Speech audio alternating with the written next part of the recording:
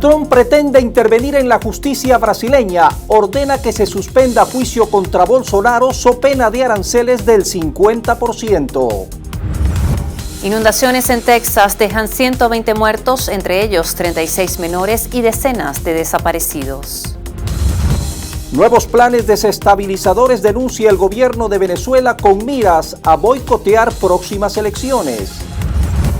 Presidente Nicolás Maduro ratificó al Estado Mayor Superior de la Fuerza Armada Nacional Bolivariana y llamó a fortalecer el sistema de armas del país. Confirman fechas de la Vinotinto para los dos últimos partidos de las eliminatorias. Venezuela clasifica al Mundial de Softball tras vencer a Brasil y Carlo Ancelotti condenado por evadir impuestos en España. Y al cierre de esta edición, conozca la historia de la primera reintroducción exitosa de nutrias gigantes en el mundo.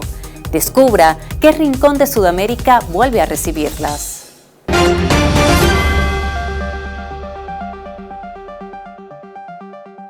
Mientras Donald Trump pretende ahora inmiscuirse en la justicia brasileña, en Venezuela se desmantelan nuevos planes terroristas. Bienvenidos a las noticias. Melanie. Estamos listos para desglosar los temas más relevantes en el panorama informativo a nivel nacional e internacional. Comenzamos. En un caso inédito en las relaciones comerciales entre países, el presidente de los Estados Unidos acaba de imponer un arancel del 50% a todas las importaciones brasileñas si no se desestima el juicio al expresidente Jair Bolsonaro, acusado por la justicia de su país con suficientes evidencias, vale acotar, de golpismo.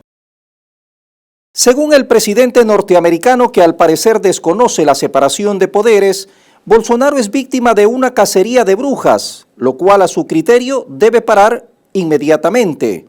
Trump además habla de persecución a la libertad de expresión y a los derechos de los estadounidenses por causas judiciales en Brasil contra las mentiras que se difunden en las redes sociales y que han sido penadas por la justicia de ese país. Lula ha respondido que Brasil es un país soberano que no permite el control de nadie, y en cuanto a los aranceles destacó que existe un superávit a favor de Estados Unidos de 410.000 millones en los últimos 15 años. El presidente de Irán, Masoud Pezeshkian, negó que su país haya intentado desarrollar una bomba nuclear.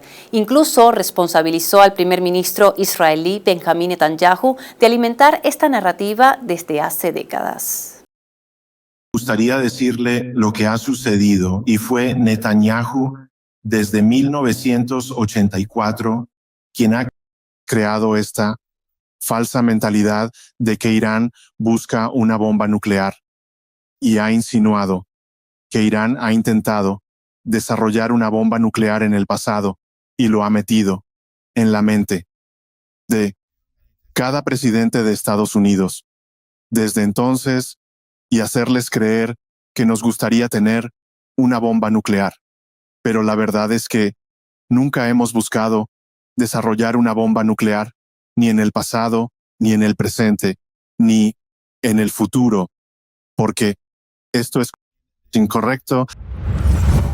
Y en Gaza ha surgido una milicia pro-palestina de 300 miembros que pretende liberar la franja de Hamas y ahora dice contar con el respaldo del Estado de Israel. El grupo, que se autodenomina Fuerzas Populares, opera en el este de Rafat bajo el liderazgo de Yasser Abu Sabat, un beduino de unos 30 años que pasó años detenido por Hamas por actividades delictivas antes de los atentados del 7 de octubre. Las Fuerzas Populares, una nueva milicia palestina de Gaza, pretende desafiar a Hamas y su dominio. Sin embargo, el escepticismo rodea al grupo en cuanto a su capacidad para imponerse, así como a su líder, Yasser Abu Sabat, y su pasado delictivo. Según declaraciones, el grupo de Abu Sabat, que no debe confundirse con los extremistas islamistas de Somalia, Al-Sabat, se agrupó por primera vez en junio del 2024.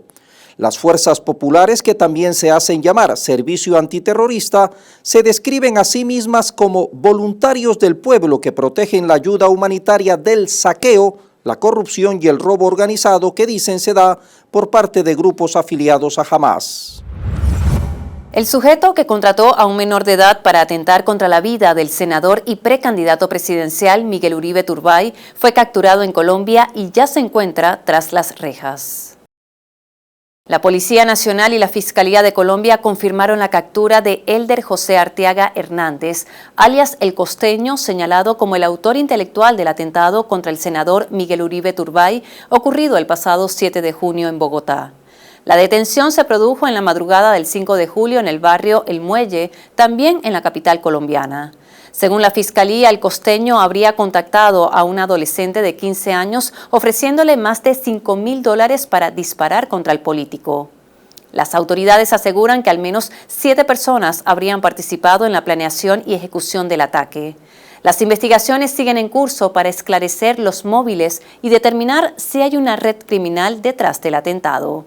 El senador Uribe Turbay continúa hospitalizado en cuidados intensivos con pronóstico reservado.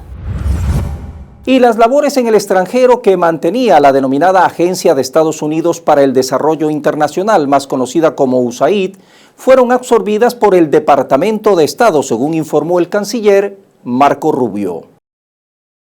Se trata de un anuncio que no ha pasado desapercibido para América Latina, históricamente afectada por la injerencia disfrazada de cooperación. Y es que la decisión de reestructurar el papel de la USAID consiste en mucho más que un simple reordenamiento burocrático. Representa, dicen, la oficialización de un modus operandi que durante décadas operó bajo la máscara del humanitarismo. El reciente anuncio, vale destacar, no implica una renuncia a estas prácticas. Destacan los observadores que, muy por el contrario, se trata de incentivar las mismas, esta vez directamente por el Departamento de Estado. La desaparecida USAID se convirtió en el primer bastión de promoción y de impulso de cambio de gobierno, entiéndase golpes de Estado, y en la punta de lanza en el marco de las batallas ideológicas y políticas contra otros modelos políticos diferentes al de los Estados Unidos. Elon Musk, el ex asesor y hasta hace poco principal aliado empresarial del presidente estadounidense Donald Trump, anunció el 5 de julio su decisión de crear un tercer partido político en Estados Unidos llamado América. El empresario y multimillonario aseguró que el objetivo es devolverle la libertad al pueblo estadounidense en un claro desafío al sistema bipartidista de Estados Unidos. La decisión llega tras una encuesta en su red social X, donde participaron más de 1.2 millones de usuarios. El 65.4% apoyó la idea de fundar una nueva fuerza política. El mandatario estadounidense no tardó en reaccionar y calificó la propuesta del magnate tecnológico como ridícula. Pienso que es ridículo crear un tercer partido. Tenemos un éxito tremendo con el Partido Republicano. Los demócratas han perdido el rumbo, pero siempre ha sido un sistema bipartidista. Y creo que iniciar un tercer partido solo aumenta la confusión. Realmente parece haber sido desarrollado para dos partes. Los terceros nunca han funcionado.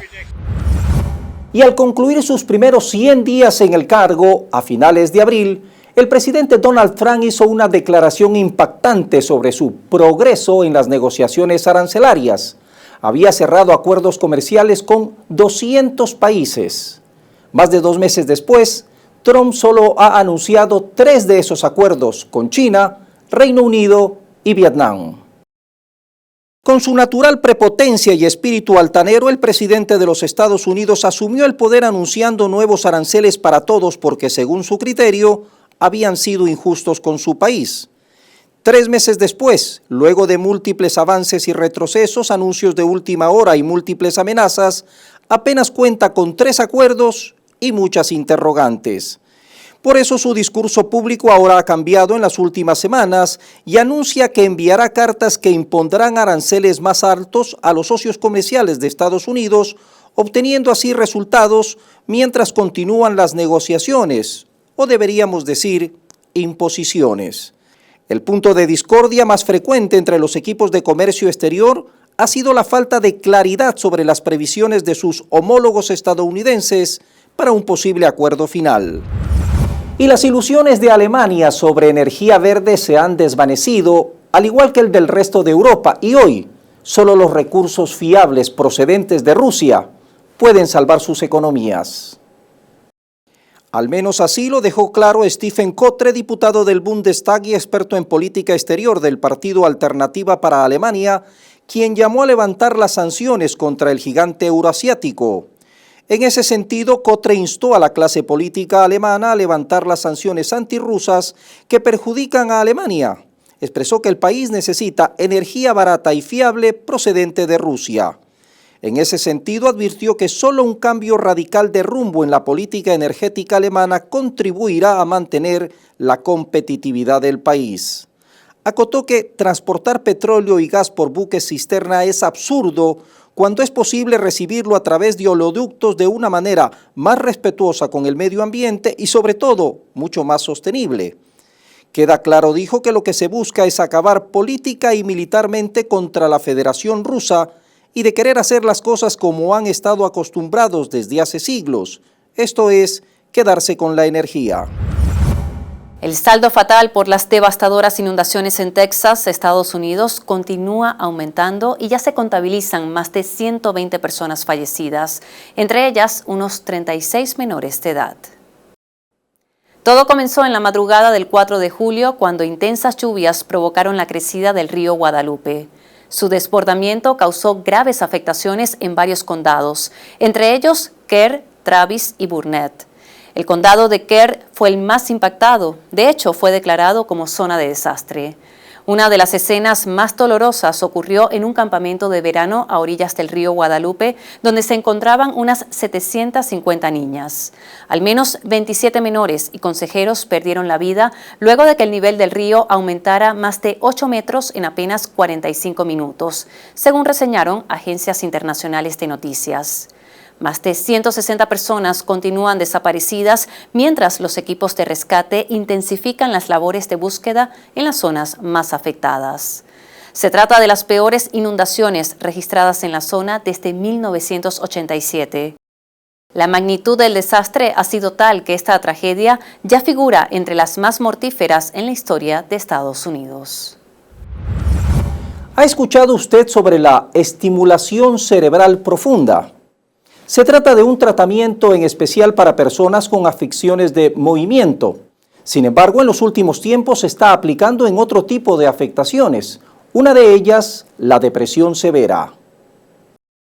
La estimulación cerebral requiere implantar electrodos dentro de algunas áreas. Los electrodos producen impulsos eléctricos que afectan la actividad del cerebro y así tratan determinadas enfermedades. Los impulsos también pueden afectar ciertas células y sustancias químicas dentro del cerebro que causan enfermedades. La cantidad de la estimulación cerebral profunda se controla mediante un dispositivo similar a un marcapasos que se coloca debajo de la piel en la parte superior del pecho. Un cable que se extiende por debajo de la piel conecta este dispositivo a los electrodos del cerebro. Además del Parkinson, la estimulación cerebral profunda también se está utilizando en afecciones que causan distonía, como el síndrome de Meige, el síndrome de Tourette y el trastorno obsesivo-compulsivo. Además, se ha constituido en una esperanza para quienes padecen depresión, cefalia en racimos, adicciones, obesidad e incluso demencia.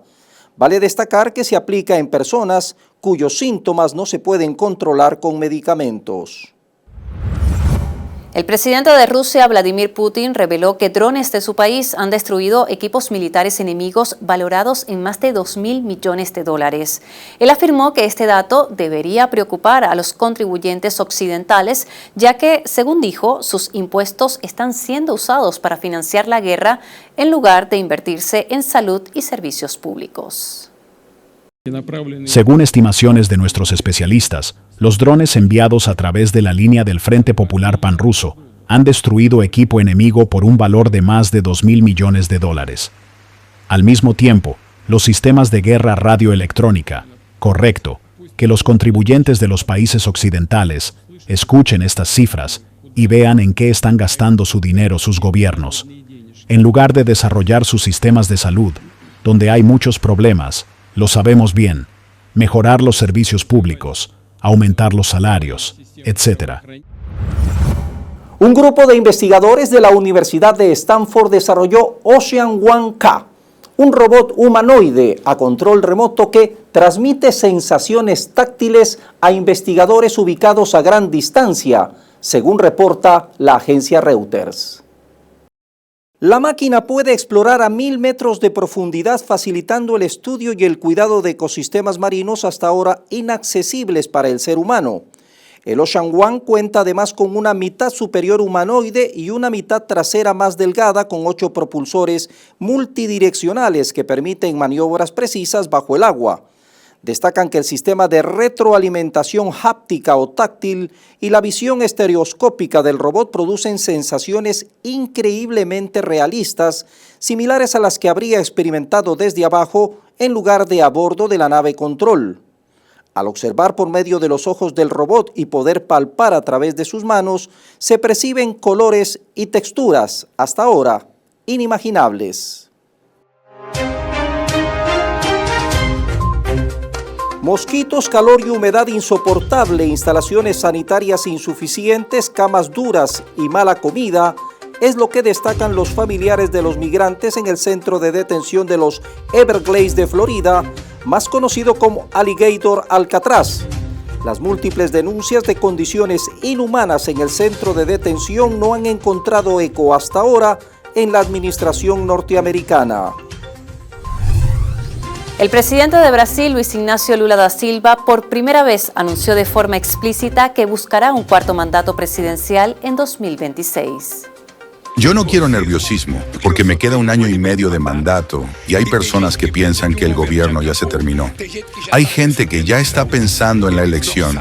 Ellos no saben lo que estoy pensando. Así que prepárense, porque si todo sale como estoy pensando, este país va a tener por primera vez un presidente elegido 4 veces por el brazo del pueblo. La gigante plataforma de alquiler Airbnb impulsa a Blue Ground, una empresa de Estados Unidos financiada por fondos extranjeros que controla cerca de 900,000 metros cuadrados en activos inmobiliarios a nivel mundial para convertirse en la principal ofertante de viviendas en renta en la capital mexicana. El incremento de los arriendos, así como la desmovilización de muchos vecinos de los lugares turísticos, ya generó protestas, en especial en la capital. Durante su visita a Estados Unidos, el primer ministro de Israel, Benjamín Netanyahu, responsable de la masacre de decenas de miles de palestinos en Gaza, entregó el 7 de julio una carta al presidente de Estados Unidos, Donald Trump, en la que lo postula para el Premio Nobel de la Paz, a pesar de la complicidad de Washington en la ofensiva contra los gazatíes. Netanyahu considera que el líder republicano merece tal reconocimiento, lo que desató una oleada de burlas e indignación en redes sociales. Trump anunció un nuevo arancel del 50% a las importaciones de cobre importado a los Estados Unidos. Hasta el momento se desconoce cuándo entrará en vigor la medida. El año pasado Estados Unidos importó cobre por un valor de $17,000 millones, según datos del Departamento de Comercio. Chile fue el mayor proveedor extranjero del metal con exportaciones por cerca de $6,000 millones. 7 personas murieron como consecuencia de 2 terremotos de magnitud 5.2 y 5.6 que sacudieron Guatemala el 8 de julio. Más de 1.950 personas resultaron afectadas y unas 323 quedaron damnificadas. Los sismos provocaron daños severos en 145 viviendas, mientras otras 178 sufrieron afectaciones moderadas y leves. Según el Instituto Nacional de Sismología de la Nación Centroamericana, luego del terremoto de magnitud 5.6 se han registrado más de 345 réplicas. Unas 20 de ellas fueron sensibles en distintos puntos del país. Brasil y China firmaron un memorando de entendimiento para iniciar estudios técnicos de un proyecto ferroviario bioceánico que conectará el litoral atlántico brasileño con el puerto de Chancay sobre el Océano Pacífico en el Perú. La firma representa un paso concreto hacia la construcción de un corredor ferroviario de aproximadamente 3.000 kilómetros que atravesaría Brasil y parte del Amazonas, cruzaría Bolivia o el sur de Perú y desembocaría en el megapuerto de Chancay, operado por la empresa china COSCO Shipping Ports, y la infraestructura apunta a facilitar la salida de productos sudamericanos al mercado asiático. El primer parque temático Legoland de China abrió sus puertas el 5 de julio en Shanghái. Construido con más de 85 millones de ladrillos de Lego, este esperado complejo de entretenimiento es el primero en el país asiático y el número 11 en todo el mundo. Ofrece más de 75 atracciones y espectáculos interactivos que ya reciben a miles de visitantes ansiosos por disfrutar y vivir la experiencia Lego en grande.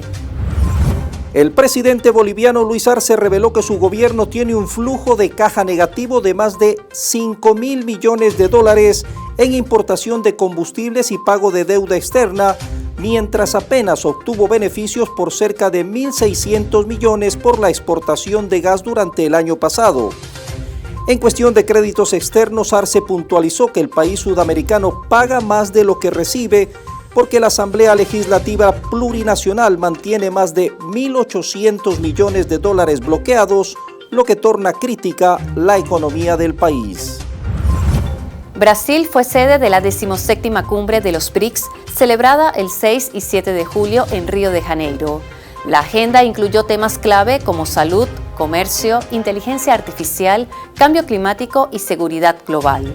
El bloque, que representa más de un tercio del PIB mundial, aprobó una declaración final en la que rechaza los bombardeos contra infraestructuras civiles y nucleares en Irán, condena el genocidio en Gaza y critica la guerra de aranceles impulsada por el presidente estadounidense Donald Trump. El hijo de un soldado de Estados Unidos que sirvió en el ejército, nacido en una base militar en Alemania, fue deportado a Jamaica. Jermaine Thomas nunca consideró que pudiera no ser estadounidense.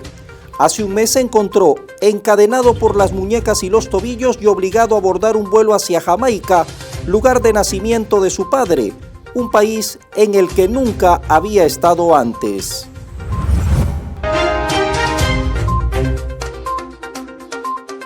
Y un nuevo plan terrorista fue desmantelado en Venezuela.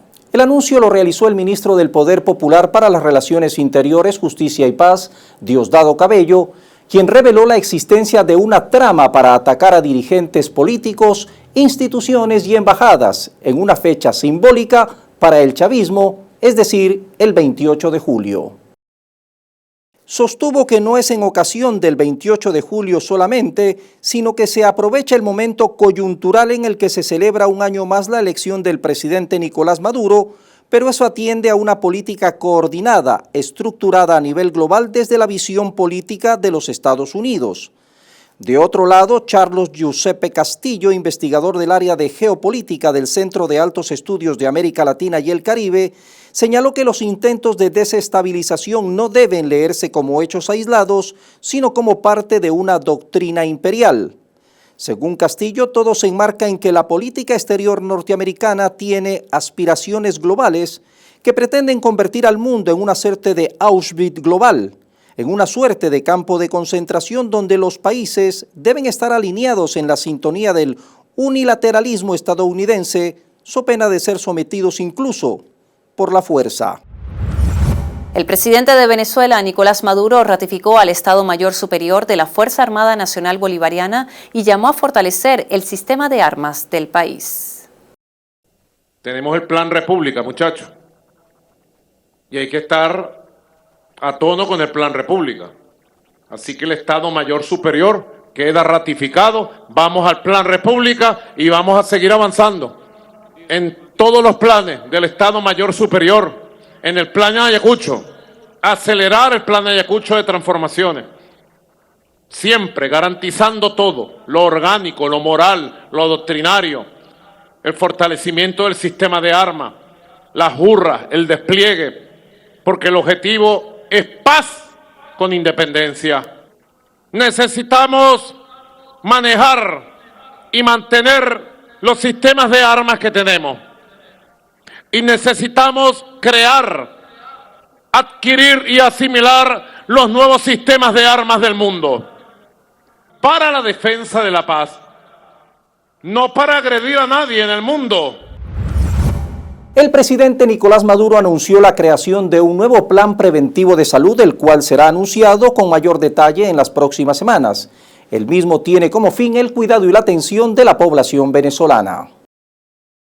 Estoy preparando un plan que no quiero avisar nada porque voy a activar un plan muy especial de salud corporal y mental para el pueblo de Venezuela, un plan preventivo que en las próximas semanas voy a lanzar con bombos y platillos, para que aprendamos a cuidarnos, rescatemos la medicina tradicional también, hagamos ejercicio permanente en los círculos de abuelos. Dejó en claro que la salud constituye tarea prioritaria del gobierno, de ahí que, dijo, constituye tarea de todos, en especial de los médicos, velar por una atención pronta de calidad y con una infraestructura adecuada.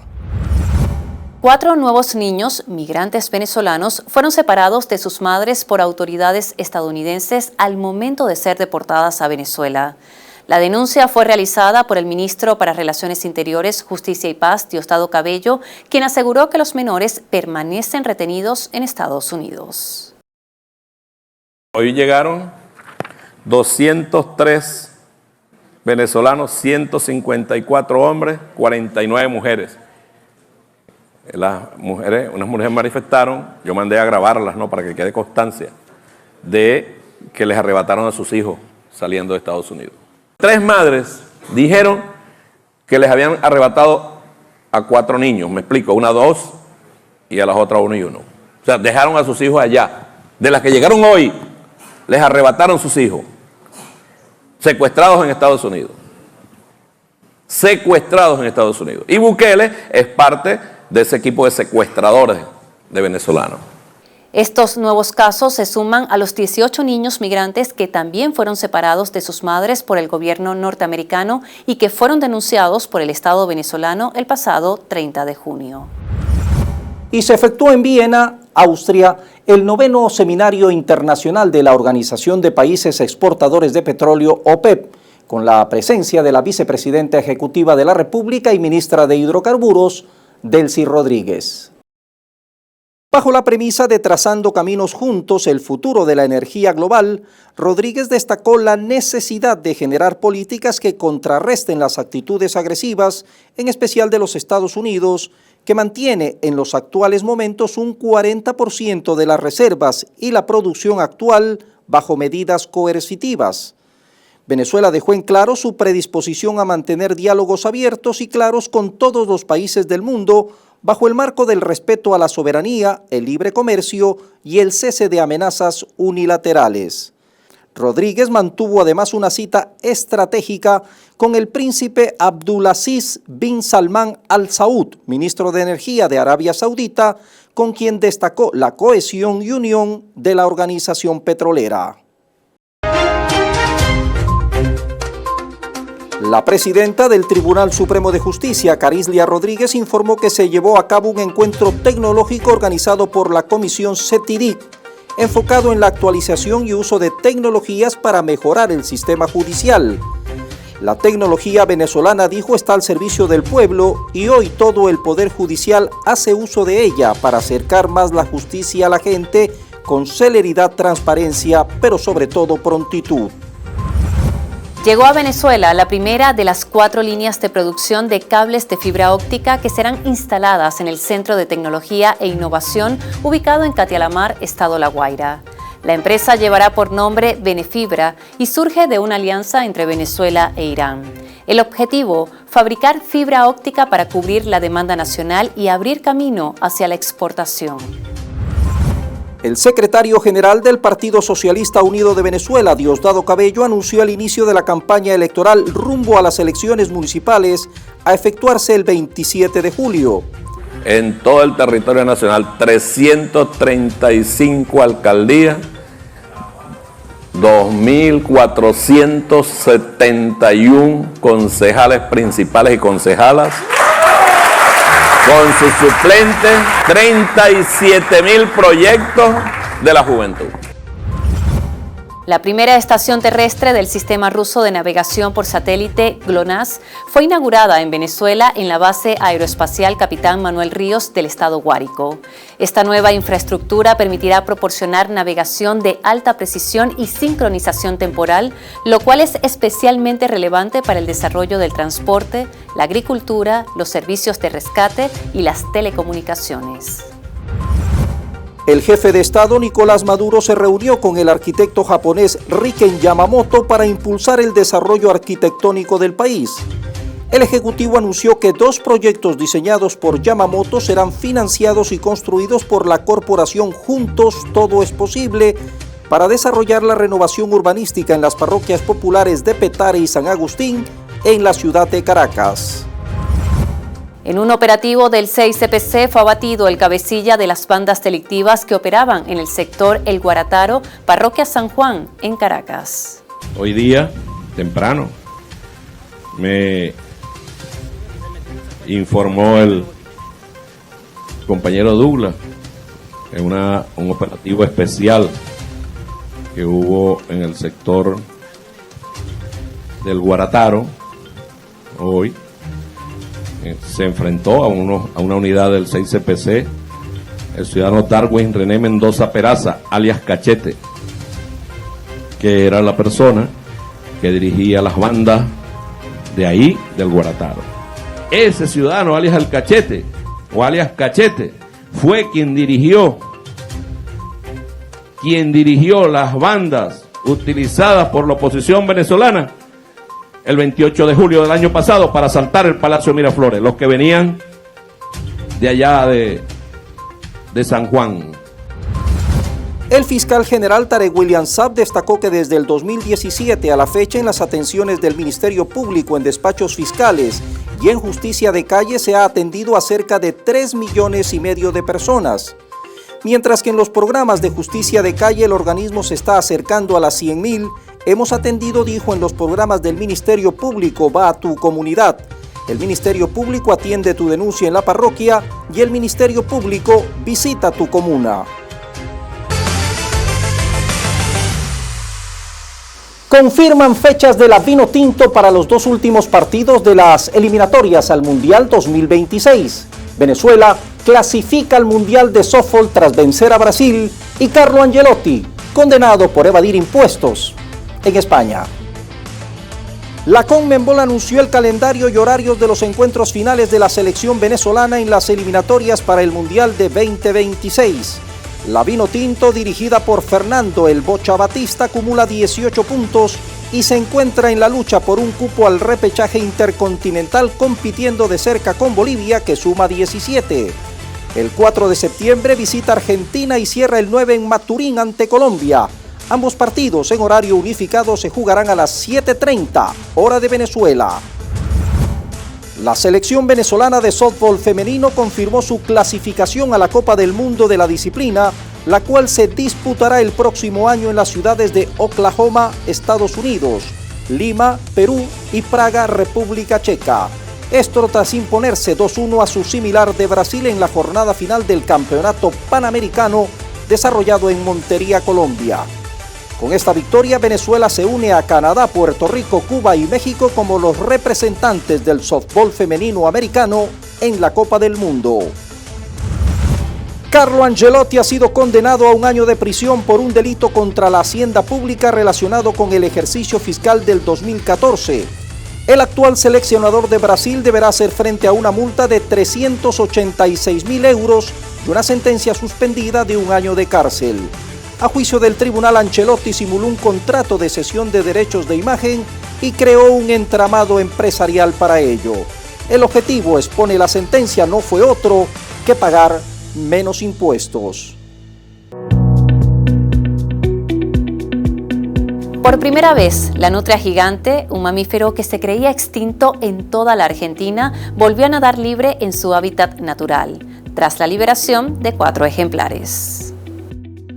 Durante décadas, la nutria gigante estuvo ausente de Argentina, víctima de la caza ilegal y la pérdida de su hábitat. Según los especialistas, no quedaban ejemplares silvestres y jamás fue conservada en zoológicos nacionales. El último grupo familiar fue visto en 1986 y desde entonces solo se registraron 3 nutrias solitarias. Para revertir esta situación, en 2017, un grupo de conservacionistas presentó un proyecto para reintroducirlas en la naturaleza. Nunca se había logrado algo así en ningún lugar del mundo con esta especie. Fue así como en julio de 2025, 4 ejemplares fueron liberados en los esteros del Parque Nacional Iberá.